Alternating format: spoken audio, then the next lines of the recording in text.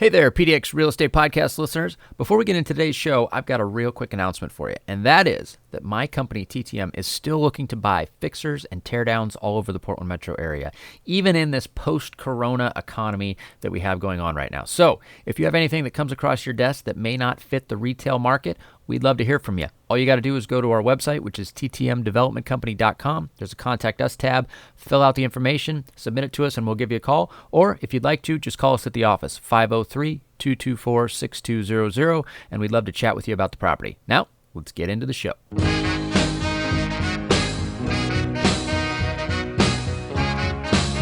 This is the Portland Real Estate Podcast, your number one place for anything you need to know about the Portland real estate market, along with in-depth interviews from our local real estate industry experts. Now, without further ado, here are our hosts, Tucker Merrihew from TTM Development Company and Steve Nassar from Premier Property Group.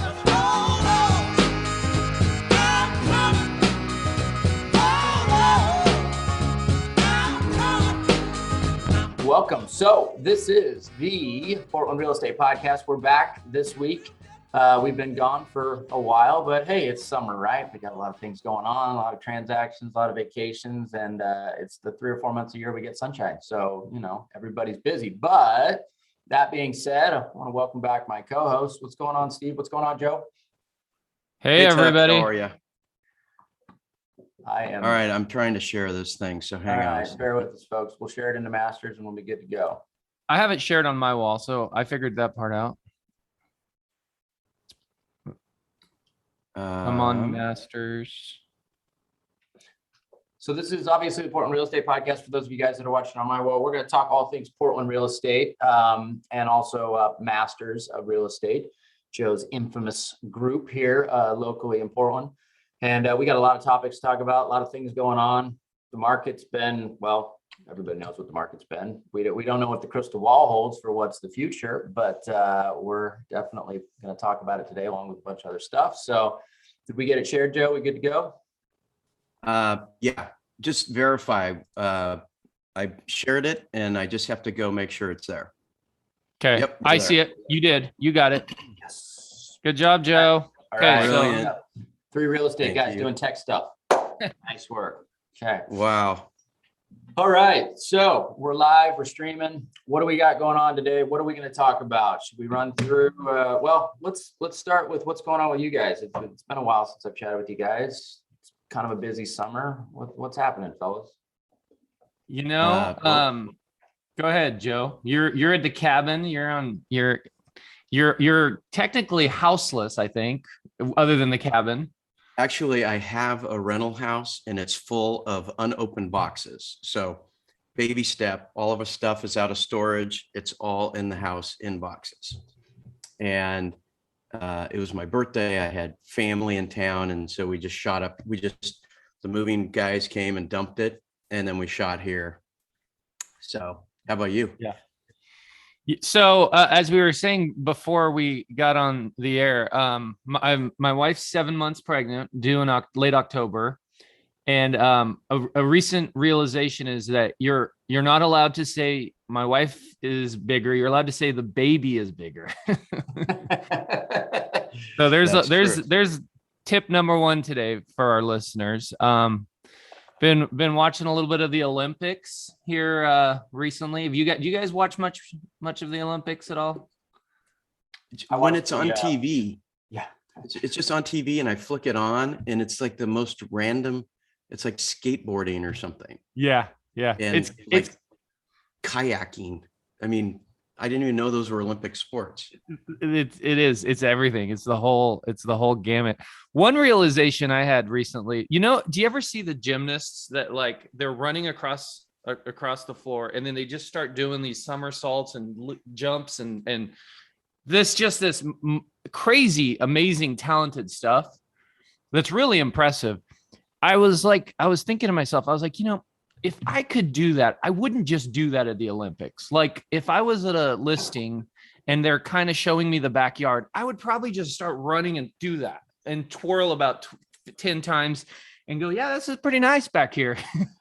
Maybe at the grocery store, if the wife says, "Hey, can you run down the milk aisle and grab us a gallon of milk?" I'd probably do that there too. So that was Must be one thing I took effective from as the a listing Olympics. agent to get listings. Like on every listing appointment, you go in the backyard and you do some flippity doos, and that would run around Yeah. town quick. That's the guy that does the flippity doos in the backyard, right? Yeah.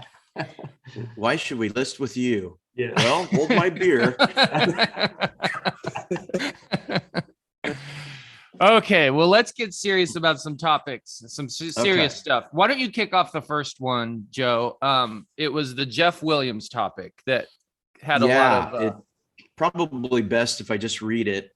What's great about this is in the group, and I didn't know this, they have something called engagement. And moving forward on our podcast, we're going to get those with the most reactions, the most comments, and the most looks. This one had 266 reactions, 94 comments, and like 3,700 people saw it. So it's Jeff Williams on July 19th. And he says, here's a good example of the greed in this market.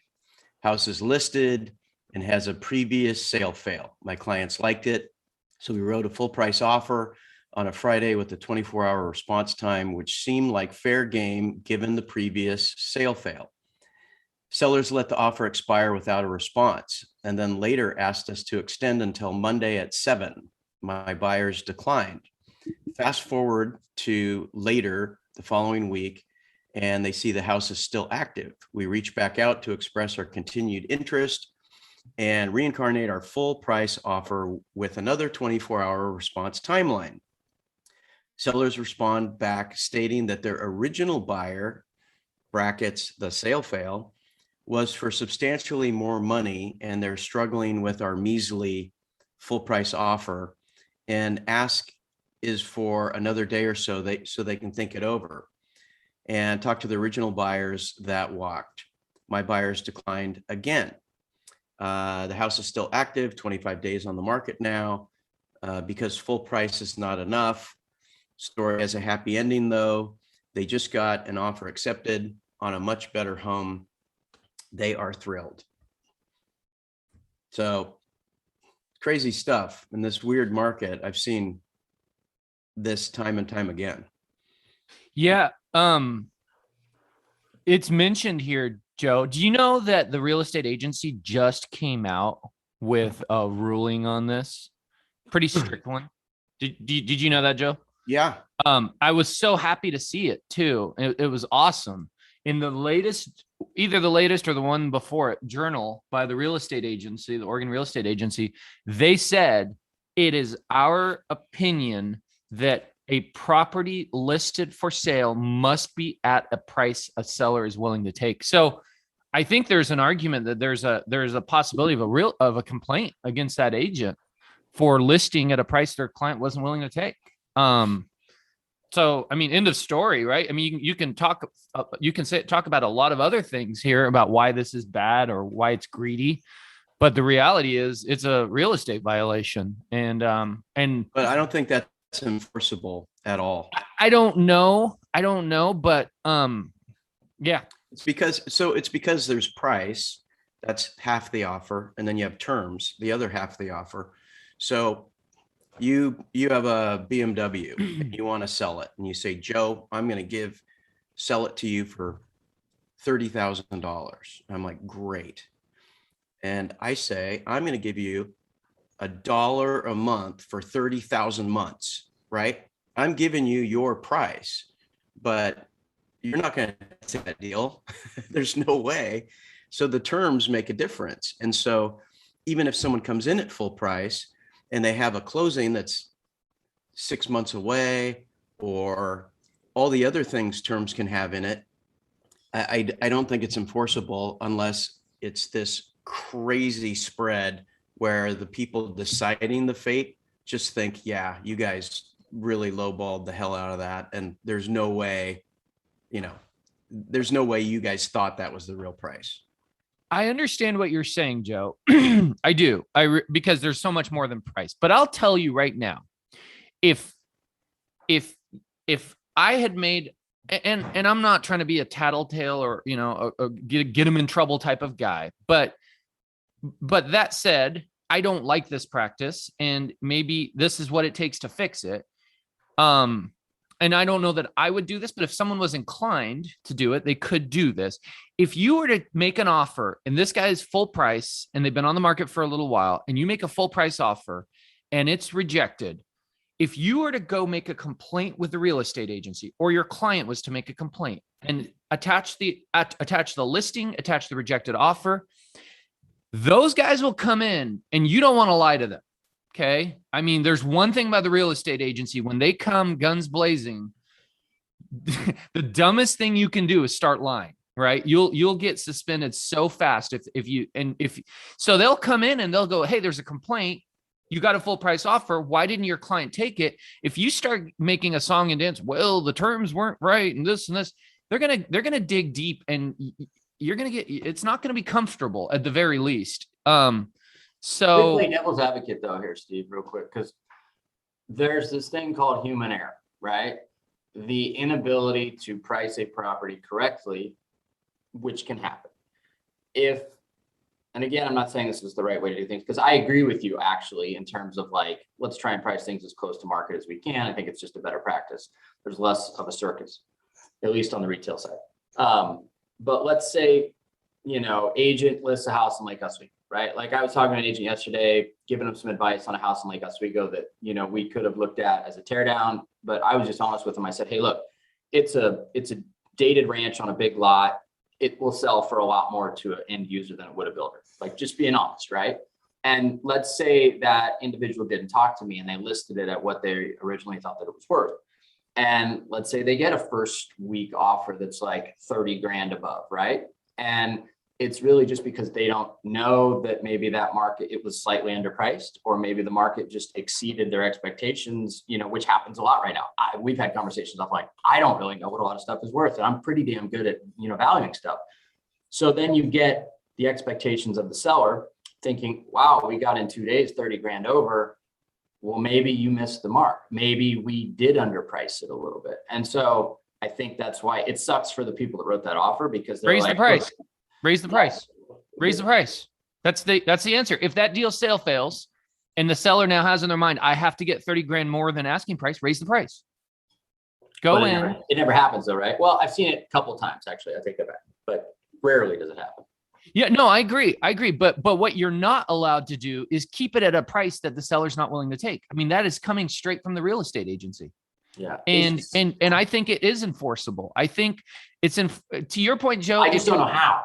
Like, if send the active listing file a complaint with the real estate agency, send the MLS agent full with the price, send the rejected offer and say they did not take our offer. And they will open an investigation and they will start asking the agent, why wasn't that offer accepted? And to your point, Joe, if they start saying, well, it was the other terms, it's 30 days, it's cash, it's 10, you know, it's a lot of earnest money. What terms did they not like? And they could conceivably reach out to the seller too.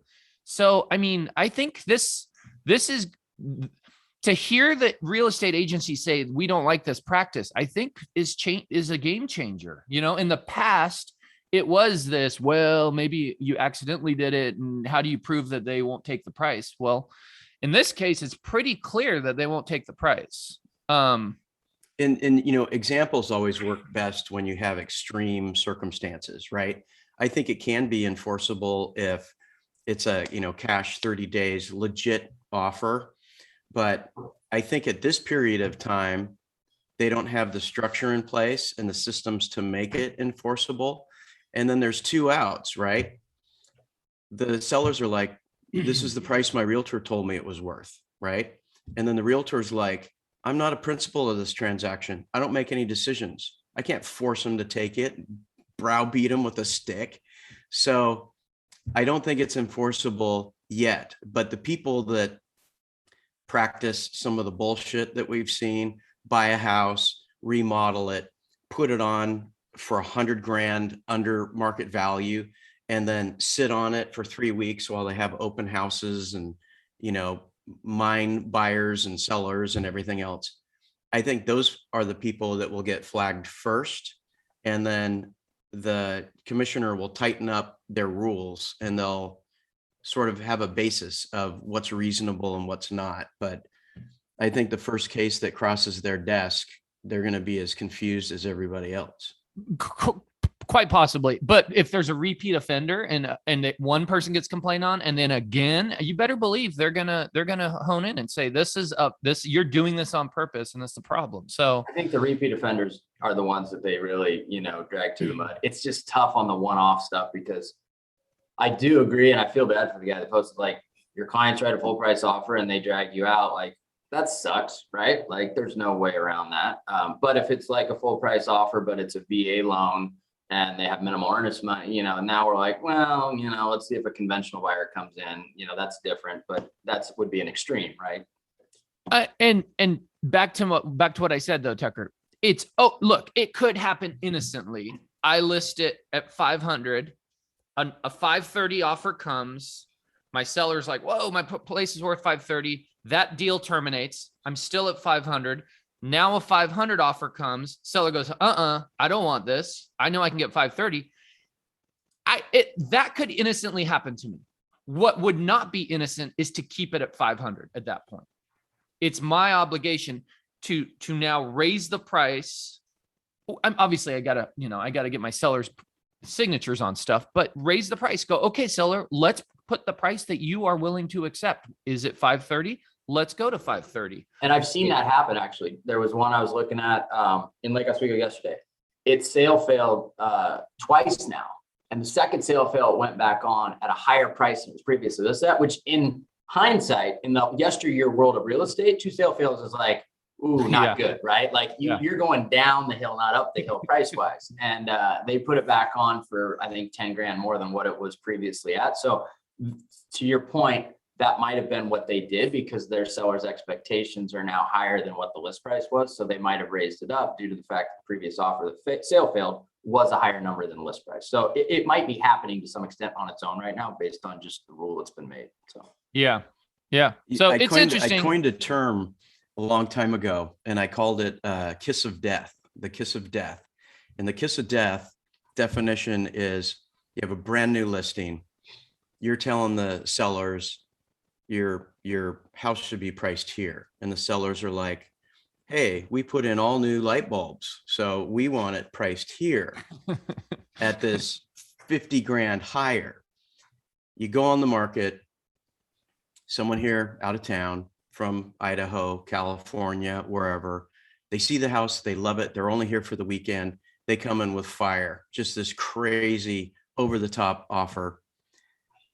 It goes 3 days and then they kill the deal, right? So that's the kiss of death because now you're here at, let's say 600,000.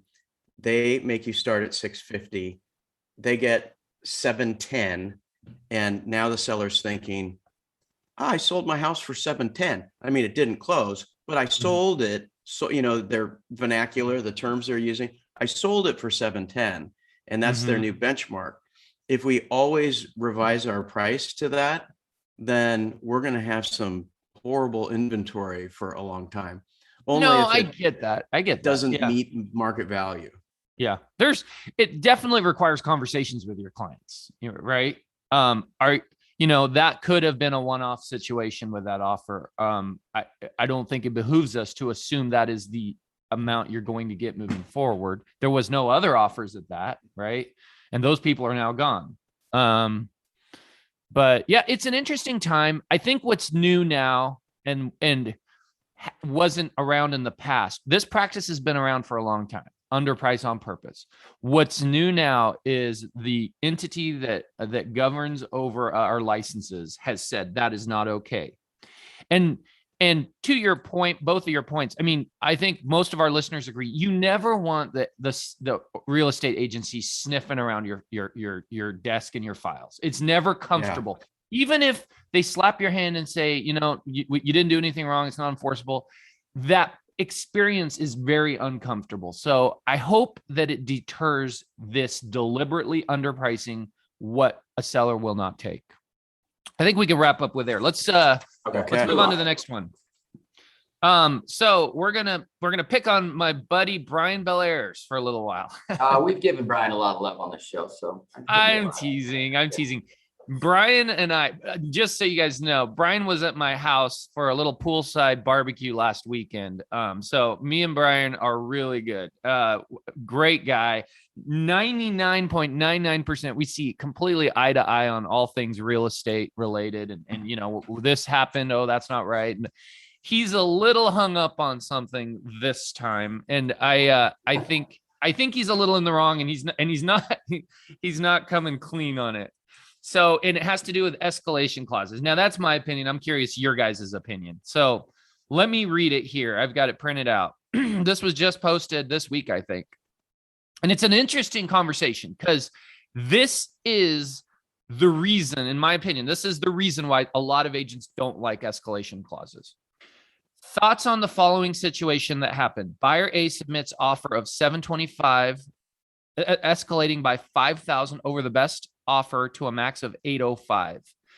Buyer B submits offer of $735, escalating by $5,000 over the best offer to $810. Both offers ask for redacted proof. He says, I call this dueling escalation clauses. My specific questions are, in your opinion, what is the winning price between the two offers? Seller's agent sends an acceptance of buyer B's offer, did not send a counter, and adds a redacted copy of A's offer. Also included is an addendum saying, per the agreement, price to be $810.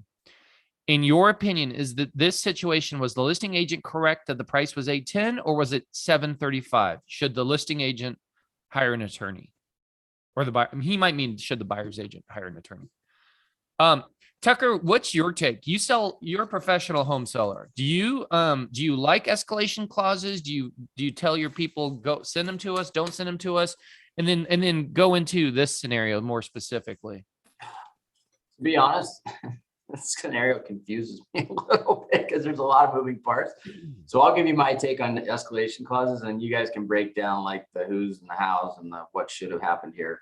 Okay. I personally don't love them because it's hard for me as a seller to really qualify the best buyer. I feel like it's kind of an out, and I know Randy's been on Facebook and he said that they don't do escalation clauses because they just want to see who basically wants the house the most straight out, right? As opposed to kind of jockeying against another one with an escalation clause, and they don't really know how much they're going to pay, but they'll pay whatever $5,000 above market, basically, is what they're saying. So for me, I know they're a great tactic to get a house for your client as a buyer's agent or as a buyer, but I just don't like them because I can't see through the lines in terms of how good of a buyer we're actually choosing. It's harder for me to kind of delineate that. And so for that reason, I just don't really care for them. And to be honest, we don't get that many in the higher price points. We usually get people that just come straight at it, like, what do you want? Okay, I'll give it to you. You know, there's a lot less of that kind of back and forth negotiation than I found in the lower price points. So that just, might be something that, we don't deal with too much. So I don't know. I don't love them, but in this case, I'm curious what your guys' thoughts are on who should have won out and who was right, who was wrong, because it's kind of messy a little bit. Yeah, let me explain it real quick. So the escalation clauses have the initial offer amount, and then they say, or we'll go up to this amount by X, which in this case was 5,000 over, assuming there's another offer that we need to go over. Okay. Right. And so and there was two doing this. Brian's saying, his argument is the real offers are 725, are the introductory offers, the 725 and the 735. So he's feeling, and I'm pretty confident, he doesn't say it, but I'm pretty confident he was representing buyer B here.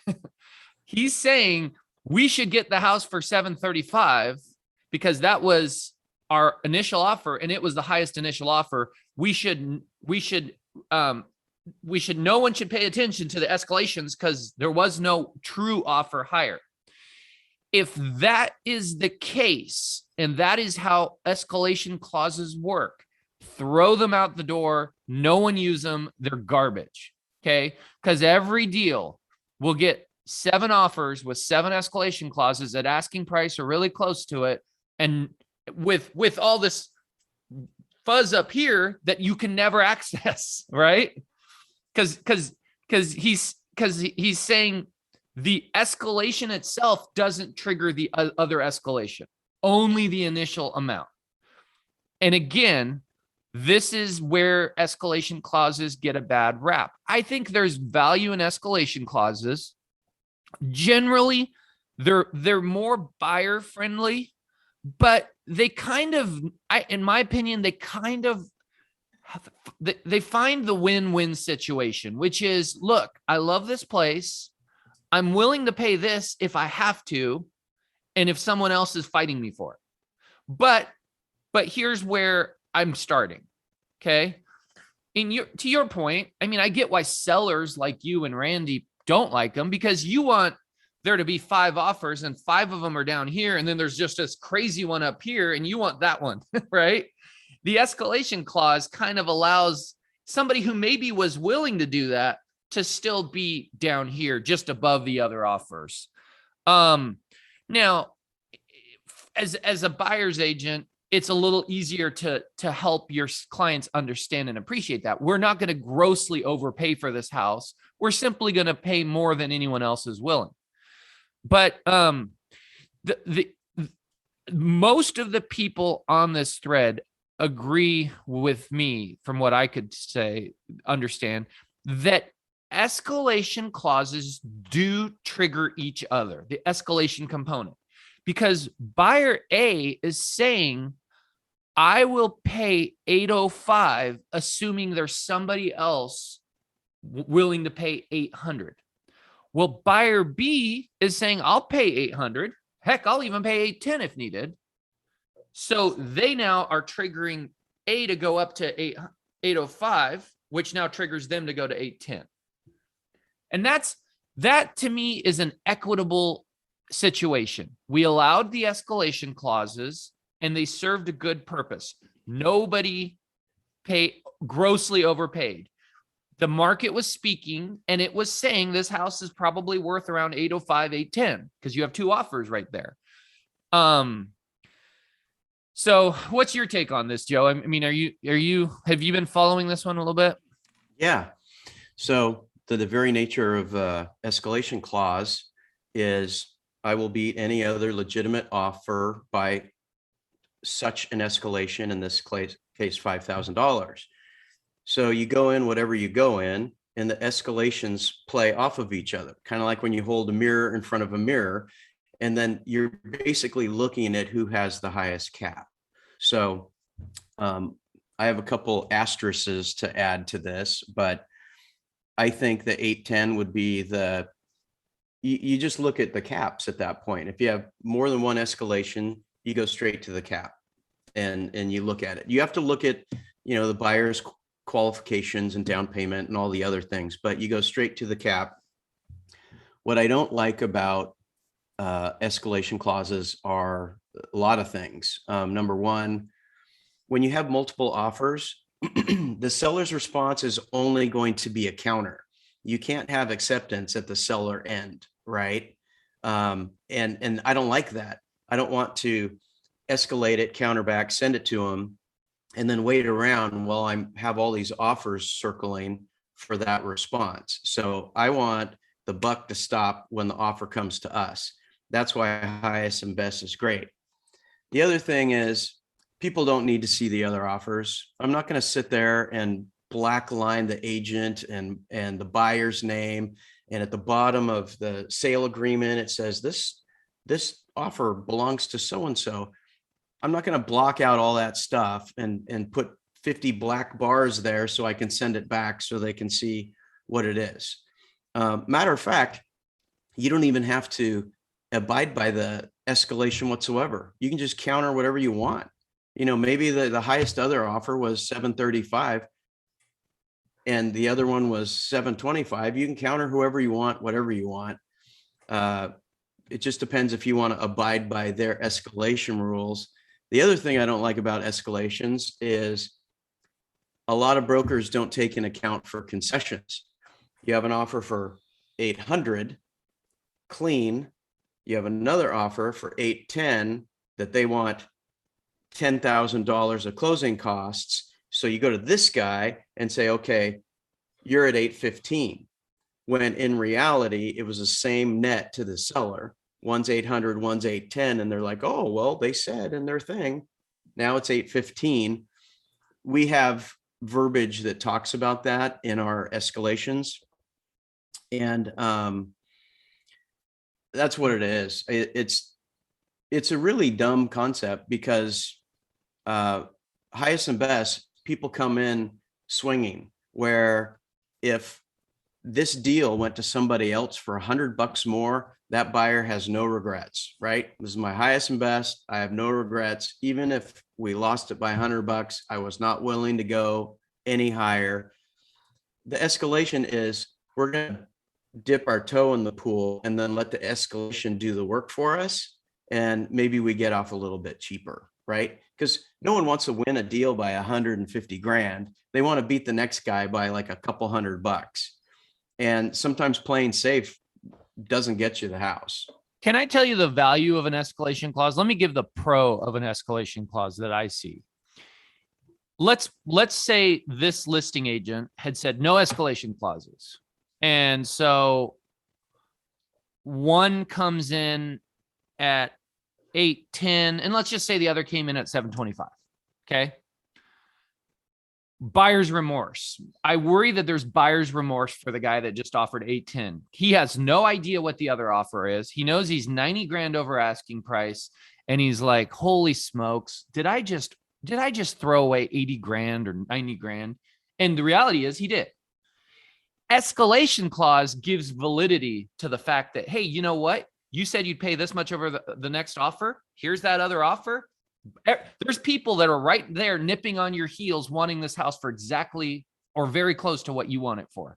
And so now that solidifies the deal a little bit. And he's like, okay, I'm getting fair market value for this house. And by the way, that guy's nipping on my heels. He wants the house too. So I better play nice and close, right? That's the value I think an escalation clause brings versus what you prefer, Tucker, and which is just blind, highest and best. And I'm not saying I'm against highest and best, but if there's an argument for escalation clauses, I think that would be it.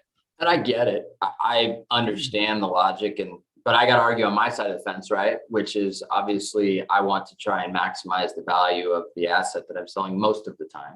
And the buyers want to minimize their spend most of the time, right? So I get their use. I think they have value. I just think he's in a messy situation. I'm curious, how did it get to 800 if the initial offers were 725, 735 though? Did they just keep saying, I'll go higher, I'll go higher, I'll go higher? The escalation, That's so what the one offer goes up $5 grand and the other escalation says we'll beat the best offer on the table by $5 grand. So it goes up $5 grand and that goes up $5 grand all the way to their max. So they play off of each other. So they just kept going back and forth all the way to that? Well, not. It's unwritten. Not literally, but it's unwritten. Yeah. Okay. That's the question. That's the $1 million question Brian is asking is, do two escalation clauses that both say they'll go to this number, do they duel each other and take it up to that number? And my answer and my belief is yes. And so was a lot of other people's. Brian is trying to say, no, there wasn't a real offer at that amount. So nothing should trigger mine to go to that amount. But the reality, and this is why I disagree with that, is then what the hell were you doing? What was your offer? Like, what's the point of an escalation if that wasn't a real bona fide offer saying we will give 810 as long as someone else is willing to give, 805. If that wasn't real and the other 805 escalation wasn't really a bona fide offer, then why are you using escalation clauses? They're not real then. Yeah, I agree. So, one other question, Joe, you were bringing up the the challenges of escalation clauses. And I agree with you. There are challenges. Seller concessions is a real one. The other one that, and I'm not trying to poo-poo escalation clauses. I think they're valuable. I think they have a place. I don't think, the other one that I've always wondered about is just a fake offer. Have you ever heard of that or thought about that? I mean, so houses for sale, and maybe they get a couple offers, and they're all close to asking price, but there's an escalation way up here. So then they call up their cousin Ricardo and go, "Hey, make an offer of my house up here."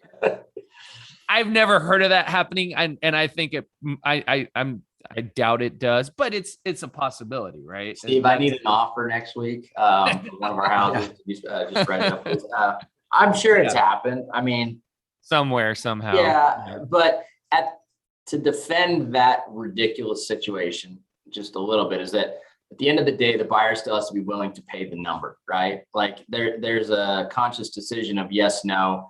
And sometimes in this market, buyers are willing to pay more than what a home is worth because they want the house. They think they're going to be there for 10 years. There's any number of factors that they're overpaying for an asset, and they full well know that, right? So, at the end of the day, they still have to say yes to that number, is my opinion.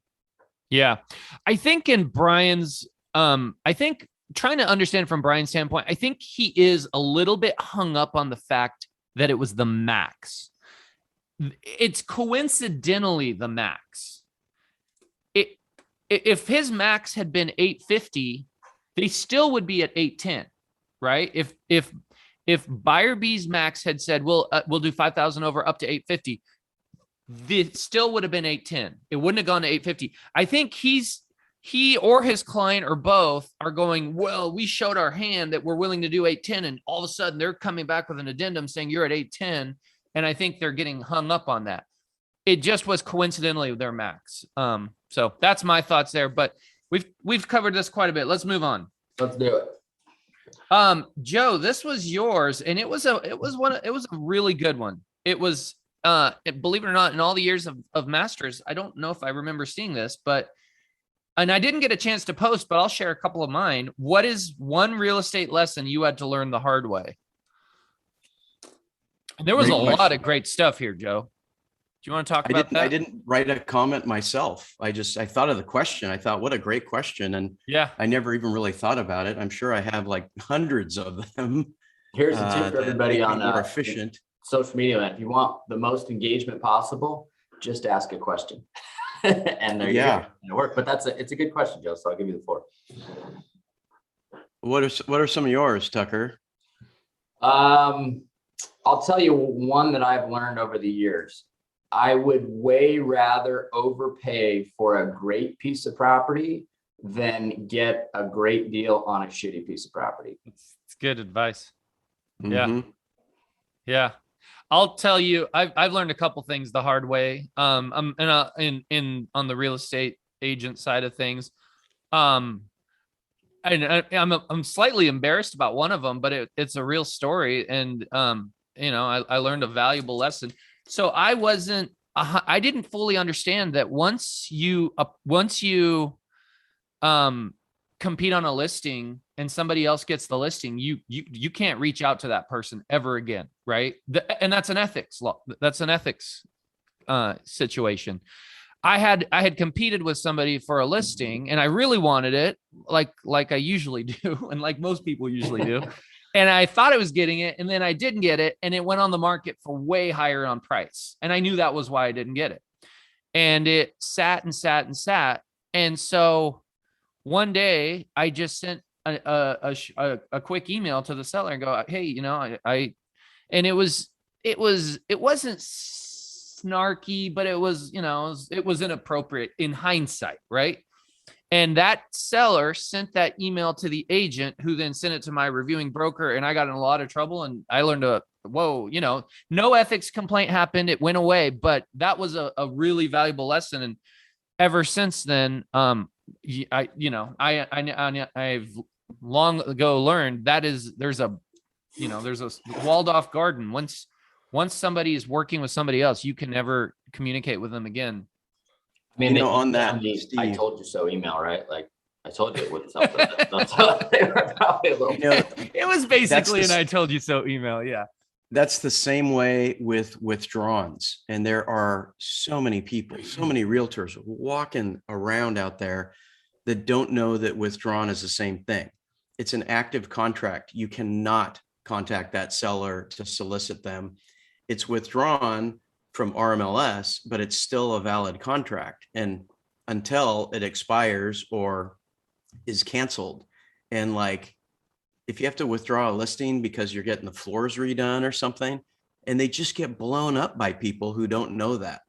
Mhm. Kind of the same thing. It's really good for people to know, because that is a big no-no, because the listing agent eventually will know, and they will be pissed, and they will want your head on a stick.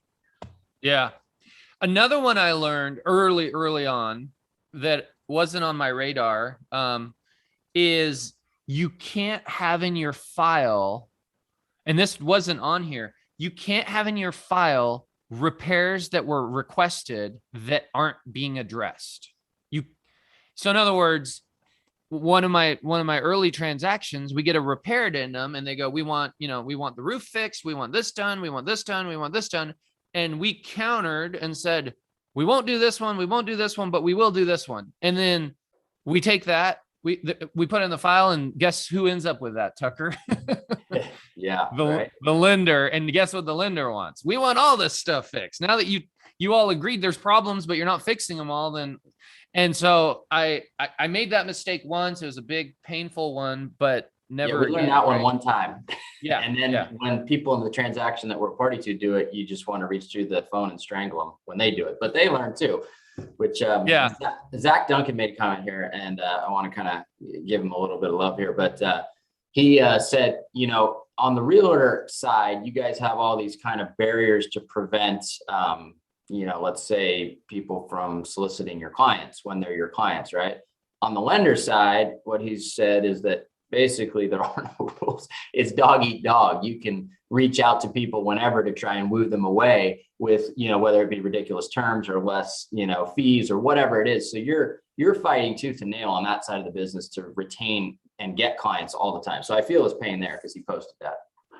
Well, and that's what, and you and I came from the mortgage side, Tucker. When and let me just be the first to say, I love that about being a realtor. I love the code of ethics, and how it protects our relationship with our clients. It's one of the best things that our association has done for us, 100+ years ago.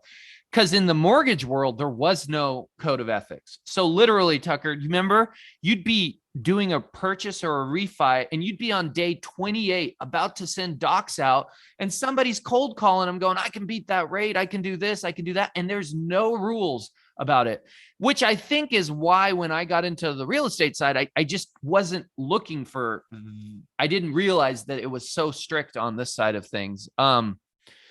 Yeah, no, that's a great comment. And I've learned to appreciate that tremendously, that once we have a client, there aren't other agents allowed to interfere and, sow seeds of doubt or criticize directly with the client. I will say this too, one more thing. So, we do a lot of marketing, Steve. Everything that we bought for the last decade has been off market for the most part, whether it be by agent, connecting us with seller. Most of the time it's us directly connecting with sellers. And we've built an entire database of, let's call it investment grade property, right, that we market to. And so sometimes it's possible, because we don't know all these people, that they have a relationship with an agent that they're going to use at some point to list it, or the agent has just now solidified that relationship and they're going to list it. And they're like, oh, hey, TTM sent me this, marketing piece. And then the agent calls us up and is super pissed off that we're trying to steal their client. We're not trying to steal your client. We're just simply doing what we do to market. So I've had a lot of conversations over the years with overheated agents that think that we're trying to steal their client away from them. And that's not the intent at all. So people are definitely sensitive to that on the realtor side of the business, I think, which you found out obviously with the told you so email, but yeah, it is what it is. Yeah, there was just tons of great feedback here. A lot of it was about making sure stuff's in writing.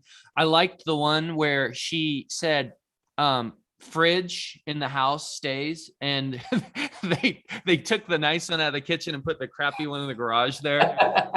So she's learned to always put as seen, as seen, Yeah. correct As seen on verbiage. this day or in the Yeah. kitchen. Yeah. Also, it's the selling agents. Well, it's both agents' responsibility to verify absolutely everything. So you identify refrigerator and kitchen, range and kitchen, all that other stuff, so they don't leave you that avocado green, rusty thing that's been in the garage forever. And don't say all appliances stay. A curling iron is an appliance. A toaster is an appliance.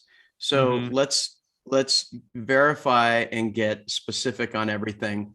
And then people think I'm nuts. When I walk through a house with buyers, I'm like grabbing the mirrors and I'm like jiggling them. I'm grabbing the bookcase. I'm jiggling those. They're like, what the hell are you doing? And I'm like, I just want to know if this is a fixture. Like if you come in here, and this has happened before, you come in and there's a beautiful framed mirrors in the bathroom. And then on closing, you go in there and they're like, where the hell are these mirrors? Well, it was hung like a picture. So they took them. Guess who's buying mirrors?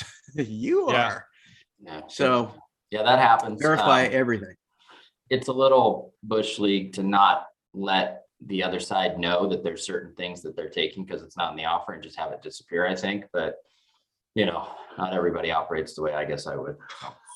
There was a few good comments about money stuff. One was don't ever count the money till it's in the bank, which is a good one, right? I mean, we've all seen deals die in the end, especially when you're a newer agent. And those funds are so important because you're just trying to build up your pipeline. And oh god, those early days, you remember, Steve, where like you're waiting for the it funded call and you're like, yes. Yeah. Oh my gosh. You're looking at your ATM receipt and you're like, I got X amount of dollars in there. It's like, this thing's got to close this month.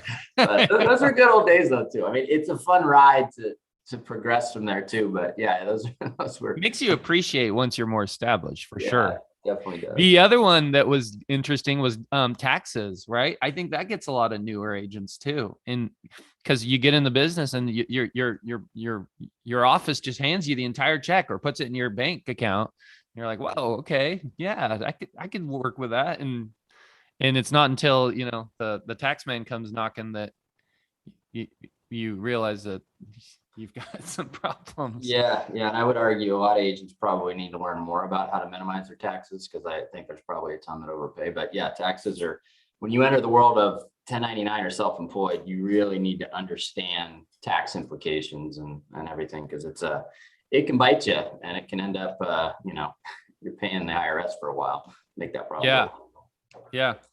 Cool. Well, I think we touched on this one pretty nicely. Let's move on. The next one was mine.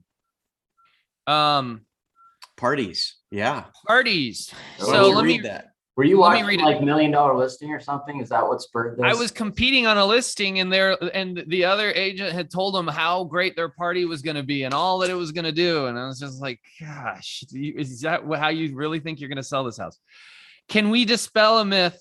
And once and for all on here, parties for agents don't sell houses. They can be fun, but they don't sell them. There is a difference. We all agree that. One sec.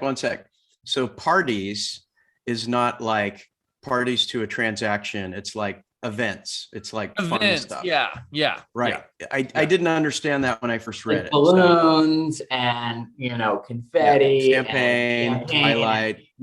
And people juggling fire, that kind of stuff. Yes. Yeah, you've been watching $1 Million Listing, so you know what I'm talking about. And it says we all agree that there's a lot of crap on the real estate reality shows that don't really work that way in real life. In my opinion, this is one. In this day and age, the best practice of selling a home is not needing to first actually visit it to fall in love. Successful sales begin by taking the home to the people wherever they are and making them fall in love there. We now have the technology to do this. Sending the home to them and not asking them to come to it applies to both agents and their clients. With that same technology, you can and will hit both. I think it's also worth mentioning that my experience in real estate is that it's rare where I am able to talk a buyer into buying a house they didn't really already like. So what am I going to see at a house that is going to miraculously inspire a sale that wouldn't have first been triggered by the simple listing of the home in the most effective way? That methodical sending of the home to the buyer in a manner that allows them to see me, their agent, and them see it remotely should trigger us equally to want to visit the home. I would love to hear differing opinions on this. The one thing I do want to clear one thing up. And I'm going to find this post here in a second. I'm not anti-parties. I hope I probably should have done a better job of making that clear. I'm not anti. I do see some value in people. There was several comments about the buzz it creates. There was also a lot of comments about the social interaction. And I mentioned the social interaction. I said, they can be fun, but they don't sell the house, right? And I'm not anti that social interaction. So I'm not anti-party. But what I was trying to make the point of is those agents and $1 million real estate, $1 million listings. What's the darn show's name? $1 million listing. Yeah, $1 million listings. They make it so that is the big marketing. That is the thing that's going to sell the house.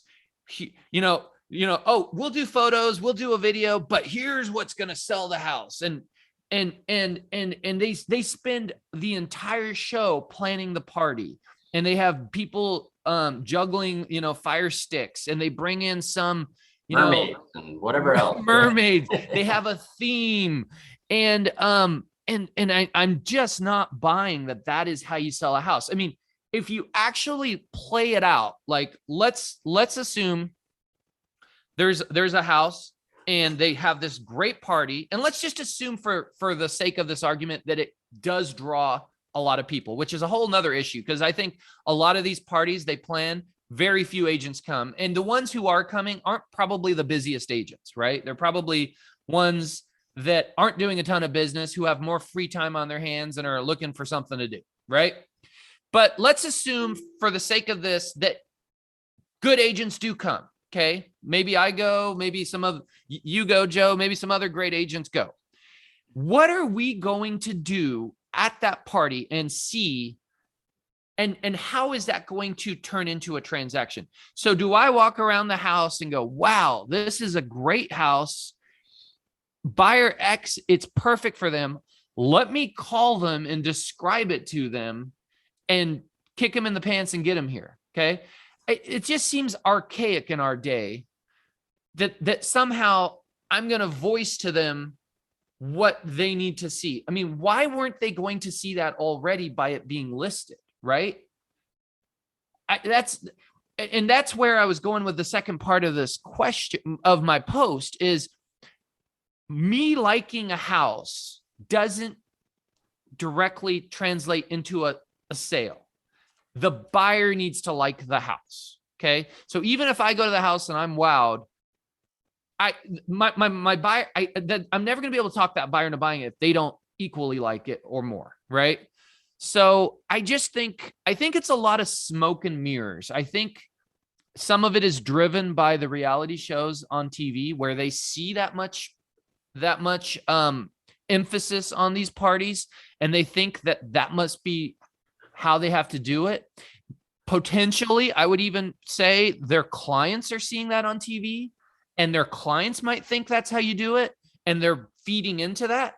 But I think we can all agree that isn't what sells houses. Now, buzz, yeah, okay, you could bring some people to the house and they like it, and I think there's valuable feedback from them. Like if you can throw a party and you get some good agents and they're walking around, they're like, yeah, no, your price seems about right. I like this. I'm like, okay, I see some value in that. So I'm not anti-party, but I don't think for a second that party is what's going to directly correlate to the successful listing of that house and the sale of it. And then the last thing I want to say, they're poorly attended. They are poorly attended. Very rarely, unless it's a super special property, very rarely are you going to get high levels of attendance consistently at all your parties. So I think there's just a lot of wasted energy and money by these listing agents who are completely for this. I do believe in open houses, and I actually like the idea of combined events. If you have a nice listing, you want to get it some exposure to some agents, but maybe also the public, then do some kind of event where you invite both.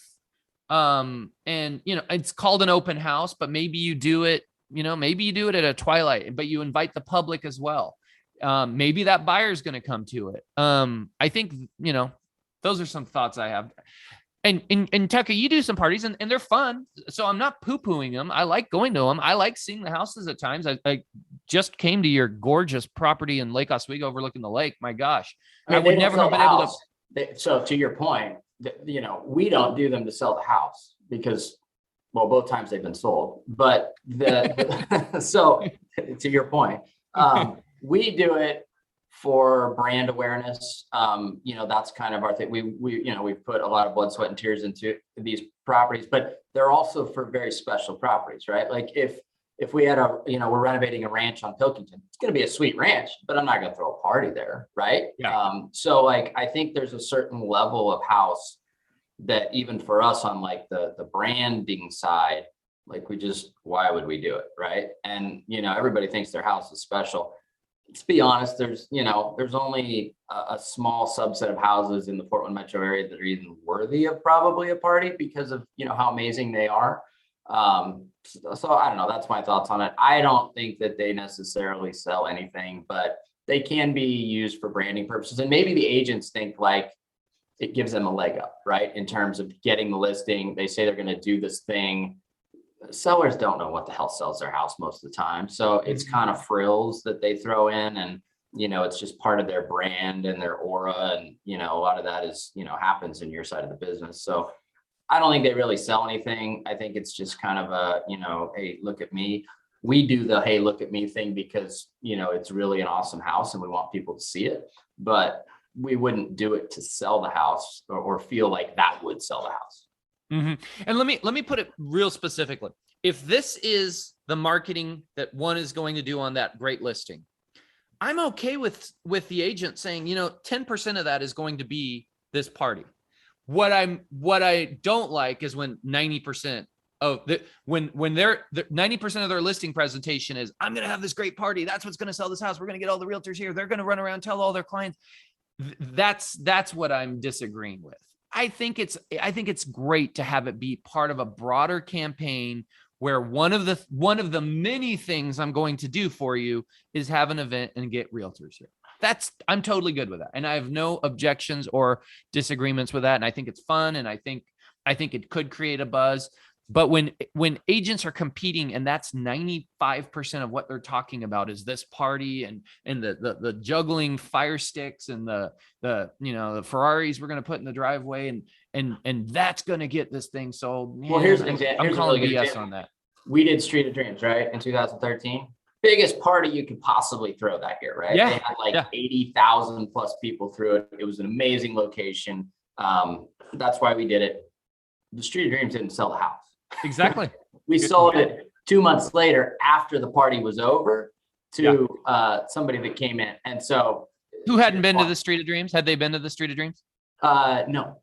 Yeah. So good example. So yeah. There you go. No, great example. Street of Dreams is the ultimate party, right? And we've all seen homes that later sat after the Street of Dreams. Now, I'm sure there's maybe a story or two or many where they also sold at the Street of Dreams. But the likelihood that you or I are going to ever throw a party as big as the Street of Dreams is zero, right? I mean, that is the ultimate party. So, yeah. Joe, you've been quiet. Do you have any thoughts here? It's a TV show, right? So you're in Malibu and you have a $6.5 million home. And the higher you go up in price, the more particular your sellers are. Like, I can only show my house on Tuesdays and Thursdays every other week, right? So we all know it's going to be the same 50 brokers that has a buyer for that house, right? So in that market, throw a party, get everybody in so they know the house intimately. They're going to know of the house whether you have a party or not. I think it's more important that if you did have a party, when you get brilliant people together, like magic happens. I have this one coming up over here. I got this one that has a tennis court. I have this one that has an indoor pool. Like, it's not going to sell that particular house, but I'm not saying it's not without any value whatsoever. Yeah, absolutely. Yeah. And in their market, maybe you have one day where the sellers are gone and you just get all the players in, and then they can sell it to all the pro tennis players and the pro whoever, race car drivers and stuff like that. But yeah, I agree. It's for TV, I think. Yeah.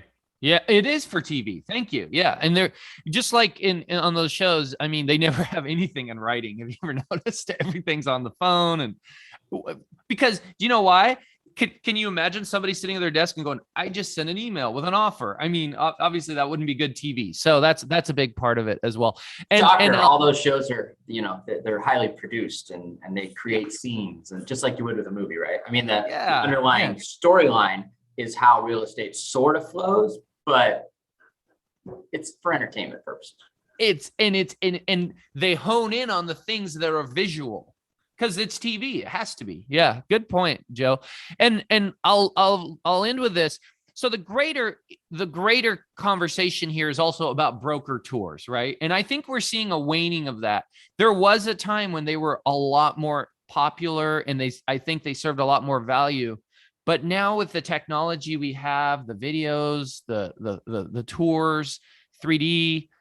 I don't know that it's the most efficient thing for people to go one at a time to a house when they could sit at their desk and consume 20 in half the time or a fraction of the time. So, speaking of Street of Dreams, let's move on. And this was Joe's post, and I liked it because it lets us talk about this year's Street of Dreams. I'm assuming neither of you have been there yet, right?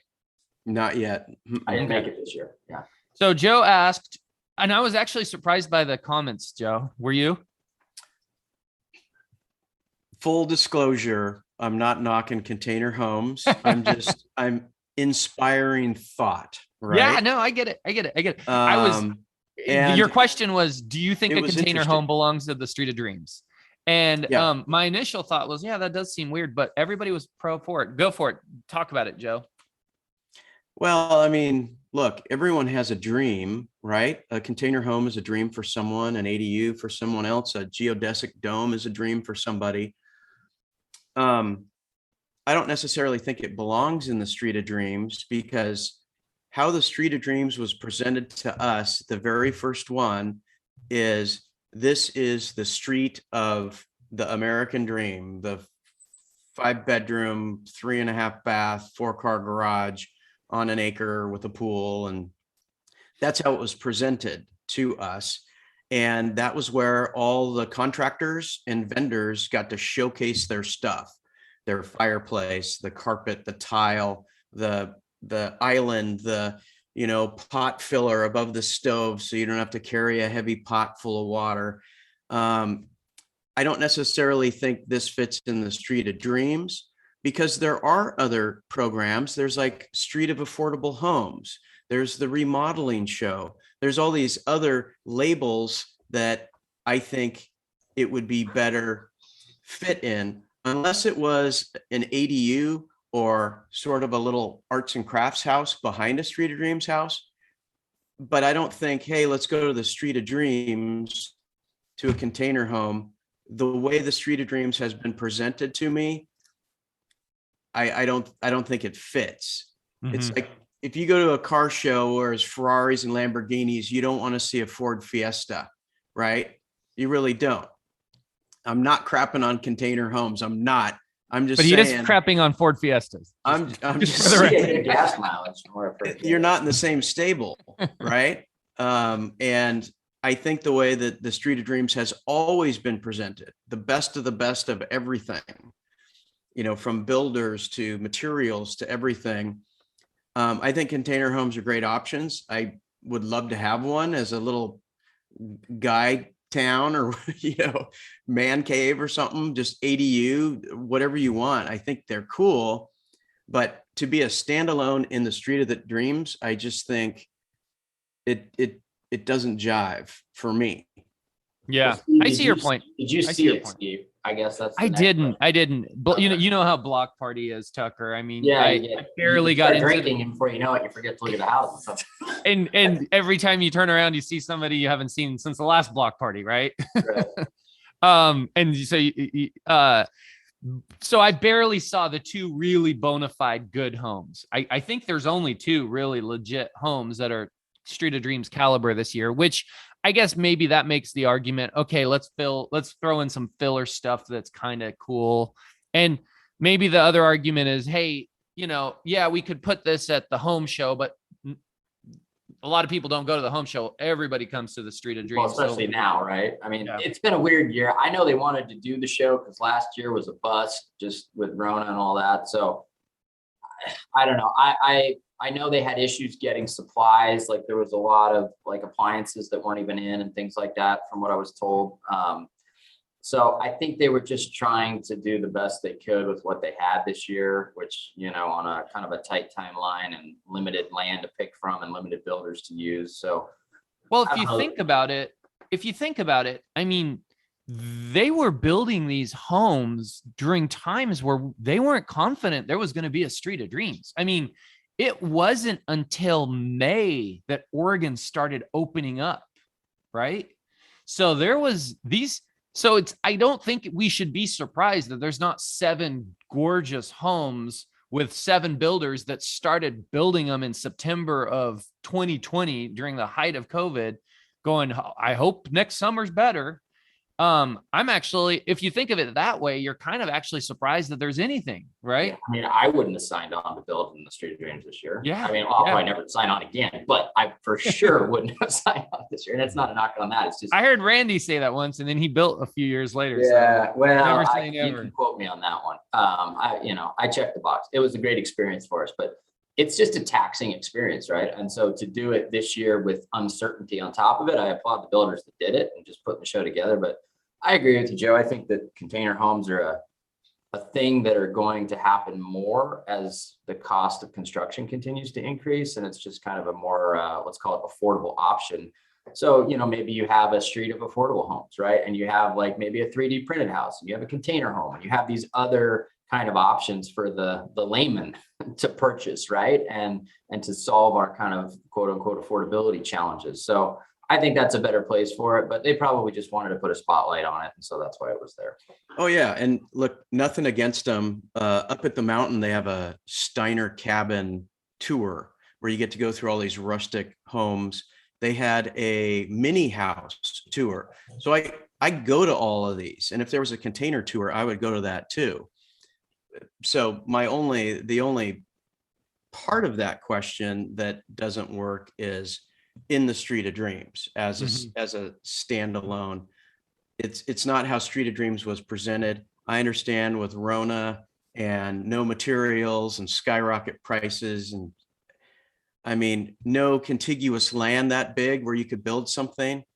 And then I don't know very many builders that wanted to jump in with this so much uncertainty. So I think they're doing what they can, and you can't have a Street of Dreams with only a couple houses, right? You need to have 6 or 7. And I think it's a great option for the people putting it on to put something on, but I don't think it belongs there under normal circumstances.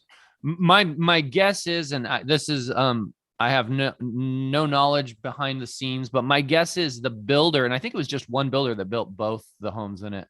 He was just building them, and maybe he had a buyer, maybe he didn't. I don't know, but he was just building them to build them, and with a caveat like, hey, if the Street of Dreams can happen, they can be here, right? Like he was going to build them anyway, versus the traditional Street of Dreams where it's this big, they're building for the Street of Dreams and that's the only reason they're building it.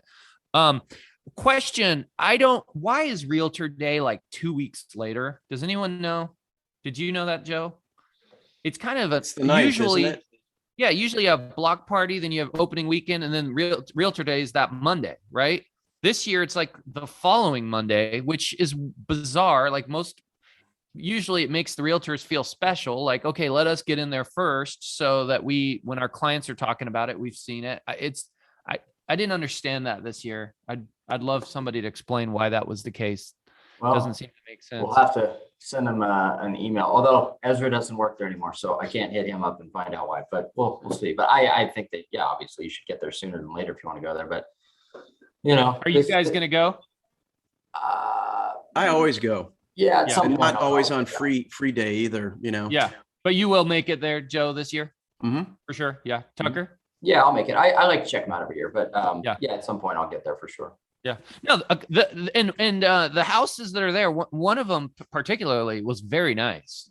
Really cool pool. Just it was a cool house. I enjoyed looking at it.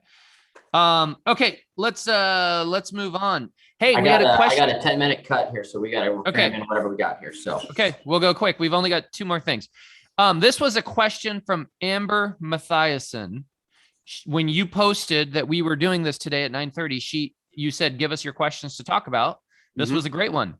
The market seems to be shifting. What are your predictions for what to expect for the next couple months? Wow, 10 minutes. concise. I'll go real quick. Okay. Quick. Yeah. We had a buyer meeting on Tuesday where my team, we were talking about the buyers we have in escrow. 3 of the deals that have been put into escrow in the last week have concessions and or price reductions or reductions off of asking price.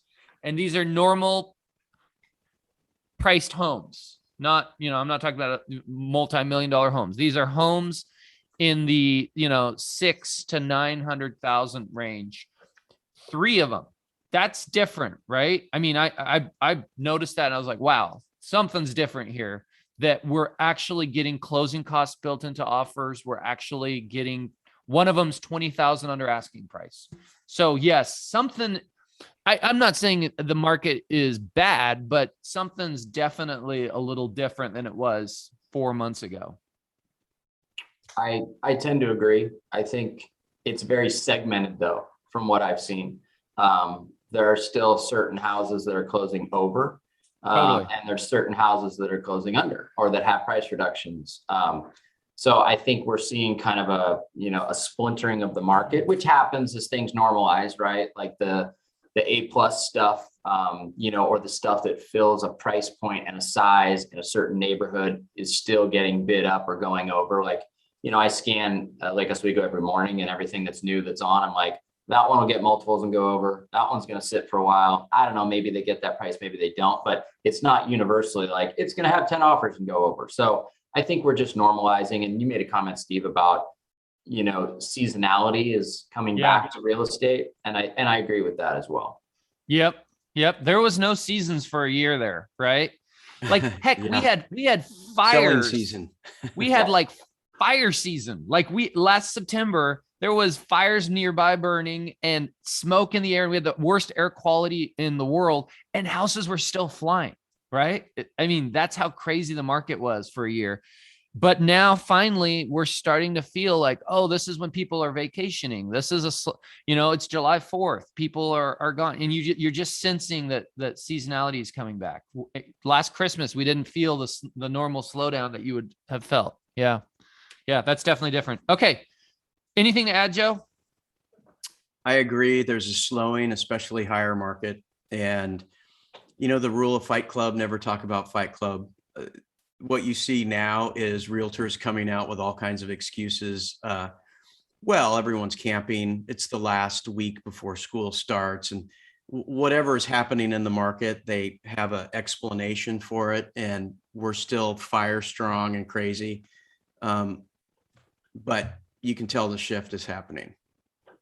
Yep. Last question, and then we'll let you out of here, Tucker.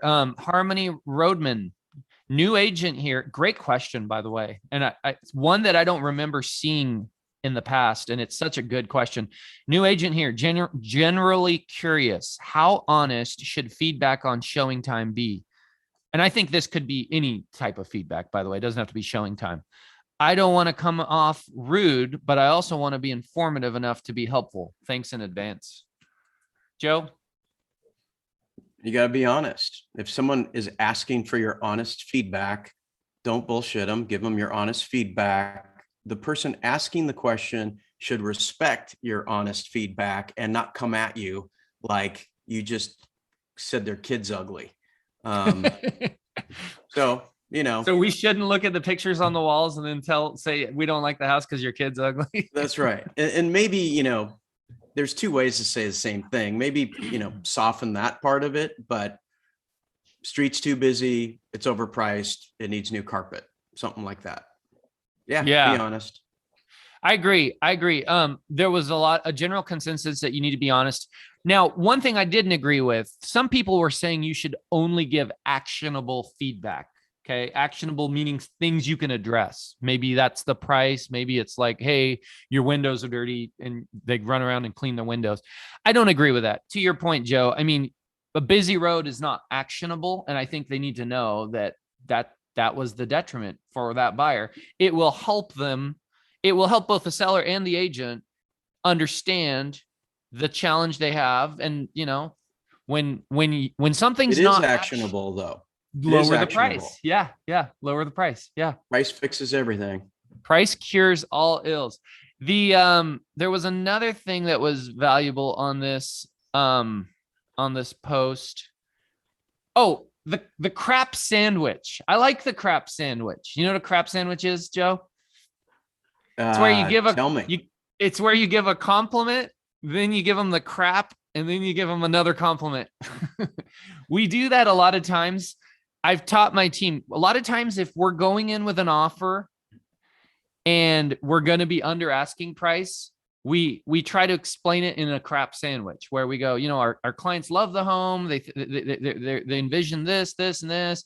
That said, a couple challenges with a property that they're willing to take on but have to deal with is blah blah blah blah blah. But we do love it, and we want to make an offer, and we think we can make something work. Right? That's a crap sandwich. Well, you could do that here too. If you see a house that is horrific and there's some really bad stuff, maybe give them that crap, but maybe start with a nice little positive and end with a nice little positive, and have the crap in the middle. Like a Disney movie. Sandwich. Yeah. High, low, high. Yeah. I like it. Good. Hey, that's a good All right, way to end Tucker. the show right there. You got a hard stop. So I got a hard stop, It was a guys. good I'm going to Detroit Lake today. So I'm going to go do some camping, and I got to get out of town, but great show, great topics. Thanks for everybody listening, and we'll do it again soon. Right, guys? Yeah. I love it. Okay. See you guys. All right. Thanks, guys. Thanks for watching. We'll see you on the next one.